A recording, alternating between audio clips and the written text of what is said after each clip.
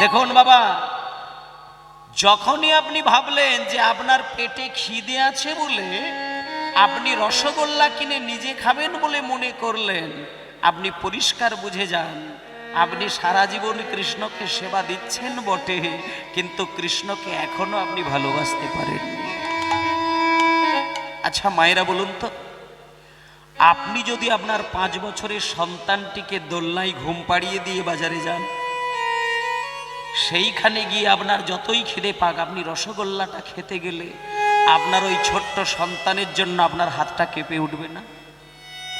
তখন মনে হবে না যে আমার খিদে সহ্য করে আমি রসগোল্লা নিয়ে গিয়ে আমার ছেলেকে আমি দেব, আর ছেলে রসগোল্লাগুলো খেতে খেতে কণা মাত্র যদি আমার মুখে তুলে দেয়, তাতে আমার জীবন ধন্য হয়ে যাবে। তাহলে হাজার খিদে সহ্য করে মা জননী বাজারে গিয়ে মিষ্টি খেতে গেলে ছেলের জন্য মনটা কেঁদে যায় কেন? এখান থেকে প্রমাণ হচ্ছে যে সে নিজের থেকে বেশি ভালোবাসে তার ছোট্ট সন্তানকে। তাই জন্য যে কোনো খাবার খেতে গেলে ছেলের কথা কিন্তু বুকে এসে যায়। কিন্তু যে সত্যিকারের খাঁটি কৃষ্ণ ভক্ত হবে, সে যখন বাজারে বেড়াতে যাবে, সে যখন মিষ্টির দোকানে রসগোল্লাগুলো দেখতে পাবে, সে কিন্তু নিজের কথা ভাববে না, সে সেই মুহূর্তে ভাববে, আহারে আমার কাছে যদি 20টা টাকা থাকতো, এই মুহূর্তে যদি আমি 4টে রসগোল্লা কিনে আমি বাড়িতে নিয়ে গিয়ে গোবিন্দকে সেবা দিয়ে প্রসাদ করে পেতাম, না জানি আমার কত আনন্দ হয়ে যেত। ভক্ত কোনোদিন নিজের আত্মসুখের কথা ভাবেন না, ভক্ত জগতে ভালো ভালো জিনিসগুলো গোবিন্দ সেবার জন্য ভাবেন। তাই ওমা, এমন ভাবে আপনি ভগবানকে ভালোবাসবেন, আপনার মনের সব থেকে ভালো জিনিসগুলো যেন গোবিন্দকে দেবার জন্য মনটা কাঁদে। আর যখনই গোবিন্দকে দেবার জন্য মন ব্যাকুল হবে, তখন আপনার সংসারে আমি বলে দিচ্ছি শান্তির অভাব কোনোদিন হবে না। হয়তো আপনি অনেক গাড়ি বাড়ির মালিক হতে পারবেন না, কিন্তু আমি গ্যারেন্টি দিয়ে বলছি সংসারে শান্তির অভাব কিন্তু আপনার আসবে না। যে গোবিন্দ পায় তার শান্তির অভাব আসে কি? আসবে না। বেদনাহারি জয় শ্রী মুরারি, রাম নাম প্রভু রাম নাম।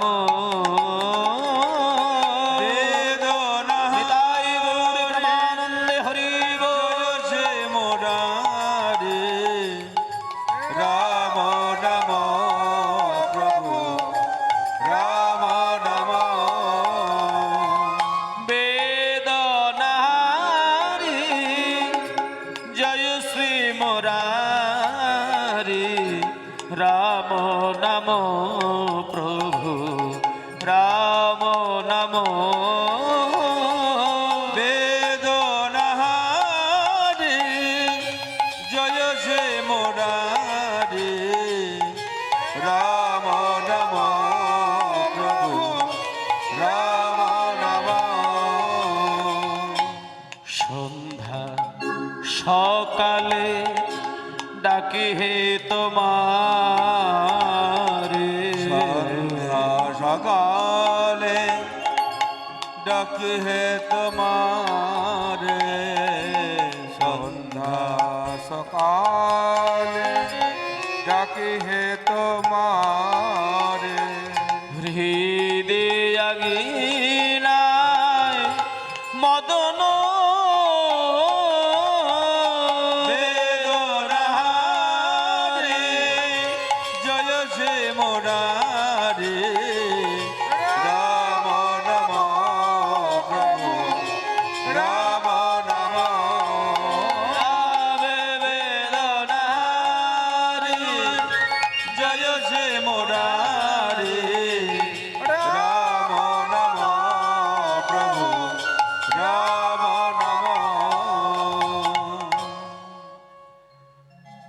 সবাই একবার বলুন নিতাই গৌর প্রেমানন্দে হরি বল হরি বল হরি বল। কৃষ্ণ ভাবনামৃতের মধ্যে ডুব দিতে হবে। অনেক সাধনা করে, অনেক ভাগ্য ভালো করে যখন বসতে পেরেছেন, ভগবানের প্রতি ভালোবাসার চেষ্টা করে যান। আর একটা কথা বলে দিই মায়েদের, প্রত্যেক দিন এখানে দীক্ষা নিয়েছেন তো আপনারা সবাই? কারা কারা দীক্ষা নিয়েছেন একটুখানি হাতটা দেখান আমাকে, যারা দীক্ষা নিয়েছেন।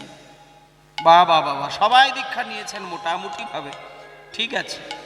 তাই এইবার বলি, দীক্ষা মন্ত্র যারা নিয়েছেন প্রত্যেক দিন নিশ্চয়ই নাম জপ করেন, মন্ত্র স্মরণ করেন, জপ করেন, উচ্চারণ করেন। এগুলো আপনারা করবেন, এগুলো দরকার আছে। কারণ দীক্ষা মন্ত্রগুলো সব ছেলে মানুষে করার জিনিস নয়। অনেকে একটা মনে মনে চিন্তা করে দীক্ষা নিয়েছি নিলাম, কিন্তু মন্ত্রের উপরে ভালোবাসা ভক্তি অনেকেরই নেই। এগুলো কিন্তু চরম অপরাধ হবে। যে দীক্ষা না নিয়ে ঘুরে বেড়াচ্ছে অসুবিধে নেই, কিন্তু আপনি দীক্ষা নিয়ে মন্ত্রটাকে ভুলে যাবেন, এটি কিন্তু হবে না। সব বিধান আছে শাস্ত্রে। আপনি ভগবান নিয়ে ছিনিমিনি খেলা আর ভগবানের মন্ত্র নিয়ে ছিনিমিনি খেলা, এইগুলো আপনি জীবনে ছেড়ে দেবেন। এগুলো যদি আপনি করেন তাহলে জানবেন টাকা পয়সা, গাড়ি বাড়ি, বউ বাচ্চা, আত্মীয় স্বজন সবই থাকবে, তবুও আপনার মানসিক আর দৈহিক জ্বালা কিন্তু আপনাকে কোনোদিন ছেড়ে কথা বলবে না। তাই সংসারে যদি কল্যাণের কথা ভাবতে হয়, সংসারে যদি শান্তি আনতে হয়, তাহলে মা জননীদের অনেকগুলো কাজ আছে, সেইগুলো পালন করার দরকার। বাড়ির মেয়েদের অনেক দায়িত্ব আছে মায়েরা, এগুলো একটু মন দিয়ে শুনবেন। শুধু সন্ধ্যাবাতি জ্বালিয়ে গেলাম, কিন্তু আরো অনেক সূক্ষ্ম সূক্ষ্ম চেতনা যদি না থাকে তাহলে হবে না। দীক্ষা যারা নিয়েছেন মন্ত্রটা অবশ্য মনে রাখার চেষ্টা করবেন, ভুলে যাবেন না। দীক্ষা মন্ত্র ভুলে গেলে এমন অপরাধের ভাগী হতে হবে আপনাকে, এই জন্মে শুধু নয়, জন্মে জন্মে তা আপনি প্রতিকার করতে পারবেন না। মন্ত্র নিয়েছেন ভালো, পালন করে যাবেন, ভুলে যাবেন না। আর যদি কেউ ভুলে গেছেন বলে মনে হচ্ছে, তাহলে গুরুদেব যদি এখনো থাকেন, গিয়ে চরণ ধরে ক্ষমা চাইবেন, আবার পুনরায় সংস্কার করে নিয়ে আসবেন। মন্ত্র ভুলতে নেই, এগুলো শাস্ত্রের বিধান। সব মন্ত্রগুলো ভুললে প্রায়শ্চিত্ত করতে হয়। এই যে বেদ পাঠ হয়, বেদে কিন্তু প্রমাণ রয়েছে, একেবারে লেখা রয়েছে যে বেদ পাঠ শোনা ভালো, বেদ পাঠ যদি মুখস্থ হয়ে যায় আরো ভালো। কিন্তু খবরদার, বেদের মন্ত্র যদি একবার তুমি মুখস্থ করে ফেলো, সেটা খেয়াল রাখবে যেন জীবনে যেন হৃদয় থেকে বেরিয়ে না যায়। আর যদি কোনোদিন বেদ মন্ত্র ভুলে যাও, তাহলে তোমাকে ব্রাহ্মণ ডেকে প্রায়শ্চিত্ত করতে হবে। এসব সাধারণ মাপের কথা নয়। আজকে অনেকের একটা মনে মনে ধারণা আছে যে কীর্তন গানটা একটা নিছক অনুষ্ঠান, ভালো লাগে যাই, কথা বলে শুনি, ভালো না লাগলে ঘরে এসে ঘুমায়। একেবারে ওই সব জিনিস নয়। হরিবাসর এমন একটি বাসর যেখানে ভক্তের সঙ্গে ভগবানের একমাত্র মিলনের ক্ষেত্র, একমাত্র মিলনের ক্ষেত্র হচ্ছে এই হরিবাসর। এখানে কাতর প্রার্থনায় যদি ভক্ত ডাকে, ভগবানকে নেমে আসতে বাধ্য হতে হয়।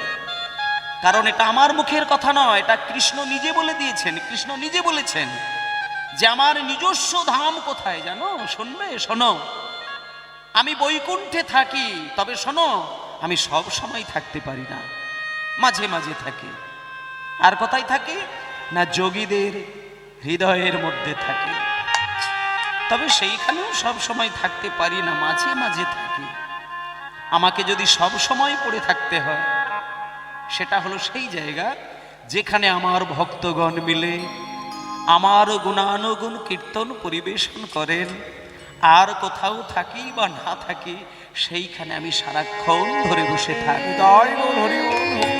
তাই মাগো, হরিবাসরে বসে কতকগুলো কাজ আপনারা যেন করবেন না। প্রথম কথা বলি, হরিবাসরে বসে আন কথা বলা একাধারে একটা অপরাধ হচ্ছে। শুধু আপনি মনে মনে ভাবলেন আমি তো জীবনে কাউকে ঠকাইনি ঠাকুর, তাহলে আমার মনে কেন এত জ্বালা? শুধু কি আপনি চিটিংবাজি করলেই ভাবলেন যে আমি ঠকিয়ে দিলাম? আপনি কি কাউকে মারধর করলেই ভাবলেন যে আমি অপরাধ করলাম? কারোর ধন সম্পত্তি চুরি করে নিয়ে আসলেই কি আপনি অপরাধ করলেন? এই ছোট্ট ছোট্ট অপরাধ মানুষ যে কত করে বেড়াচ্ছে, এগুলো সাধুর বৈষ্ণবের কাছ থেকে জেনে নিতে হয়। এই হরিবাসরে বসে আপনি যদি অন্য চিন্তা করে অপর ব্যক্তিকে বিরক্ত করেন, তাহলে আপনি বুঝলেন না, আপনি কিন্তু অপরাধ করলেন ওই জায়গায়। করবেন না, এগুলো করার কথা নয়। হরিবাসরে আন কথা বলা মানে আপনি স্বর্গের ক্ষেত্রে নরক সৃষ্টি করে বেড়ালেন, এটা খেয়াল করতে হবে। মানুষের মনের মতো মূল্যবান জিনিস কেউ দিতে পারবে না, কোনো কিছু হবে না। মন এমন কোনো কিছু পারে না তা নয়, মন স্বর্গকে নরক বানিয়ে দিতে পারে, আবার নরককে স্বর্গ বানিয়ে দিতে পারে। ও ঠাকুরমা, একজন মাতালের স্বভাব ছিল, সে মদ ছাড়া কোনো কিছুকে ভালোবাসতে পারেনি। আর একজনের কীর্তনের ভক্তের স্বভাব ছিল, সে কীর্তন ছাড়া কোনো কিছুকে ভালোবাসতে পারেনি।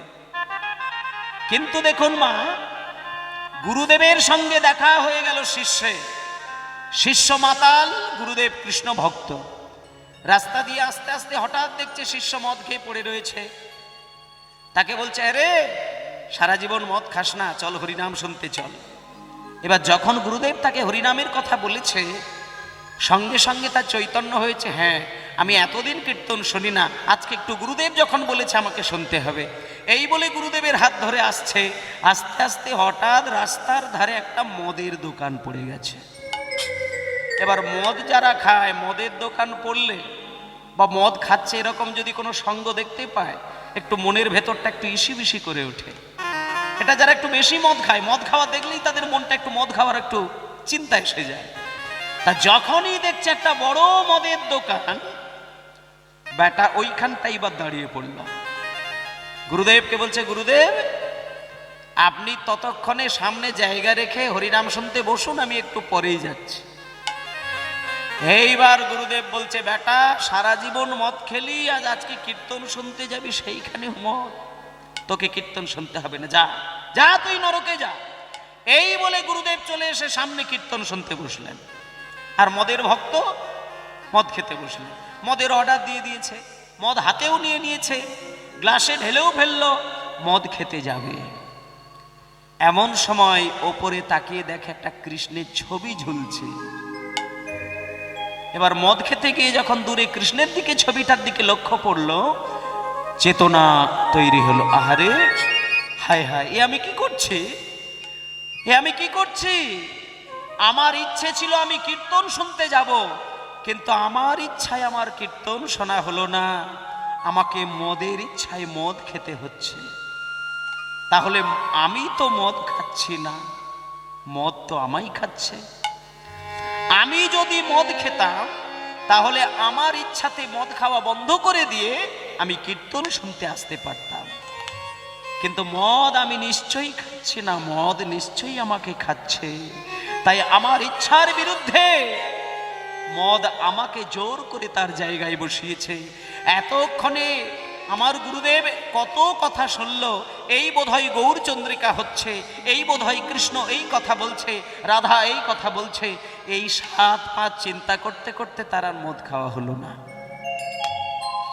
আর যে কীর্তনের ভক্ত, সে তো বেটা সারা জীবনই কীর্তন শোনে। এবার আজকে কীর্তন শুনতে বসেছে, সামনে বসে বসে চিন্তা করছে, দূর এই কীর্তনটা ঠিক ভালো হচ্ছে না, এর থেকে গতকালকের কীর্তনটা ভালো হয়েছিল। এইরকম যদি কীর্তনই আসবে জানতাম, এমন যদি কীর্তন গান হবে জানতাম, তাহলে আমার মতো লোক কীর্তন শুনতে আসে। বরং ওর সঙ্গে একটু মদের দোকানে ঢুকলে বরং নতুন কোনো স্বাদ পেয়ে যেতাম। তাহলে মায়েরা, চিন্তাটা কিন্তু দুইজনের দুরকম হয়ে গেল। এইবার তারা যখন মারা গেল, যমরাজ তাদেরকে বিচার করছে, যে মদের দোকানে ঢুকেছিলে সে যাবে স্বর্গে, আর যে কীর্তনের আসরে বসেছিলে সে যাবে নরকে। এইবার আপনারা বলুন, মদের দোকানে ঢুকে স্বর্গে যাওয়া ভালো না কীর্তন আসরে বসে নরকে যাওয়া ভালো? এইখানটা একটা মজার ব্যাপার হয়ে গেছে। বলছে যে কীর্তন আসরে এসেছিলে সে যাবে নরকে, আর যে মদের দোকানে ঢুকেছিলে সে যাবে কোথায়? স্বর্গে। তা আমার তো মনে হয় যে হরিবাসরে এসে নরকে যাওয়ার থেকে মদ খেয়ে স্বর্গে যাওয়াই ভালো। মানে বিচারটা যেহেতু উল্টো হয়ে যাচ্ছে। বলে না, বিচার উল্টো নয়, ভালো করে খেয়াল করে দেখো, বিচার ঠিকই আছে, এইখানটা মনের ব্যাপার। বলছে শোনো, মদের দোকানে ঢুকেছিল সে স্বর্গে যাবে কেন জানো? সে মদের দোকানে ঢুকেছে, মদের অর্ডার দিয়েছিল, কিন্তু এক ফোঁটাও মদ খায়নি। সে কৃষ্ণ কথায় সময়টাকে পাড়িয়ে দিয়েছে, তার মানে সে নরকের মধ্যে স্বর্গ সৃষ্টি করে ফেলেছেন, তাই জন্যে সে যাবে স্বর্গে। আর যে কীর্তনের আসতে এসেছিল কিন্তু মূলেও কীর্তন শোনেনি, আজে বাজে উল্টো পাল্টা আনকথা নানান কিছু করে করে সে স্বর্গের মধ্যে নরক সৃষ্টি করে ফেলেছেন, তাই সে যাবে কোথায়? নরকে। সেই জন্যে দেখবেন বিচার ভগবানের ভুল হয় না। আপনার ওই বাইরে দেখে বিচার হবে না, আপনার ভেতর দেখে বিচার হবে। সেই জন্য আপনাদেরকে বারবার সাবধান করে দিচ্ছি, আপনি দীক্ষা মন্ত্র যখন নিয়েছেন, আপনি ফাঁকি ভগবানকে দিতে যাবেন না, এমন জালে জড়িয়ে পড়বেন ওই জাল থেকে বেরিয়ে একবার দম নেওয়ার সময় আপনি আর পাবেন না। ভগবান বড় বড় চোখ করে সারা দুনিয়াকে লক্ষ্য রেখেছে, আপনি কাকে কোথায় ফাঁকি দিয়ে বেড়াবেন? খবরদার। তাহলে দীক্ষা যারা নিয়েছেন তাদের বলি, দীক্ষা মন্ত্র জপ করবেন, গুরুর চরণে সেবা করবেন, গুরুর কথা মেনে চলবেন, দেখবেন ভগবানকে ডাকতে ভুললেও ভগবান তোমাকে এসে ডাকবে। নিতাই গৌর প্রমানন্দে হরি বল। মোহন মুরলী রাঙা করে ধার, মুরলী রাঙা করে ধার, হে প্রাণ গোবিন্দ জয় দামোদর, হে প্রাণ গোবিন্দ জয় দামোদর, হে প্রাণ গোবিন্দ জয় দামোদর, প্রেময় অনুরাগী কর গো আমারে, অনুরাগী কর গো আমারে, আর প্রেময় অনুরাগী কর গো আমারে, অনুরাগী কর গো আমারে, আর প্রেময়তে নিরুপম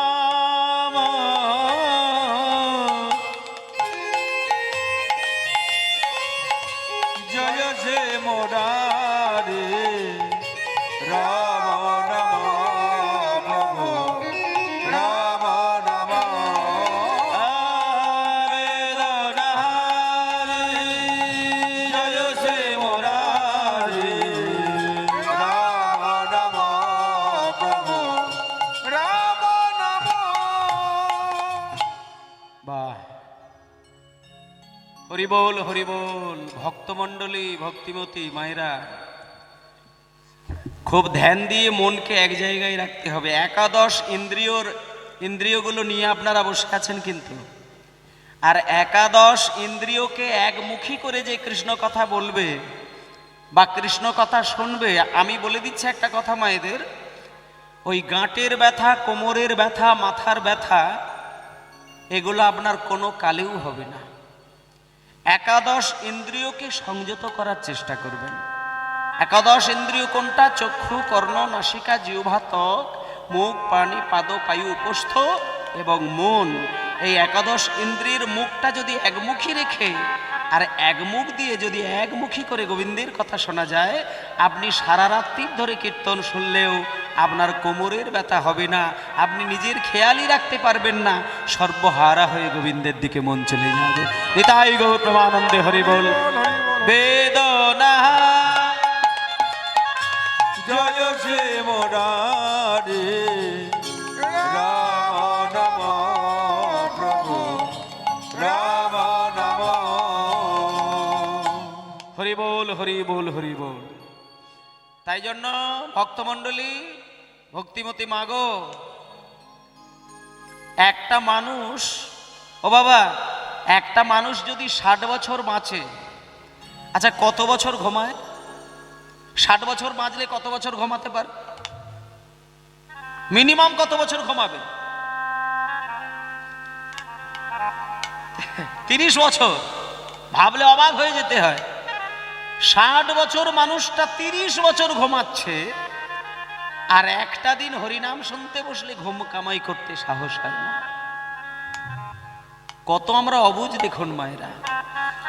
এই দেহটা সংসারে ভাসাচ্ছি, এই হাতগুলো দিয়ে কত অকর্ম কুকর্ম করে বেড়াচ্ছি, এই জিহ্বা দিয়ে কত নানান উল্টো পাল্টা কথা বলে বেড়াচ্ছি, কান দিয়ে কত রাজ্যের দুনিয়ার গালিগালাজ নোংরা কথা শুনছি, কিন্তু একবার সময় বার করে 24টি ঘন্টা সমস্ত কিছু গোবিন্দ রসে ডোবানোর মতন ইচ্ছেটা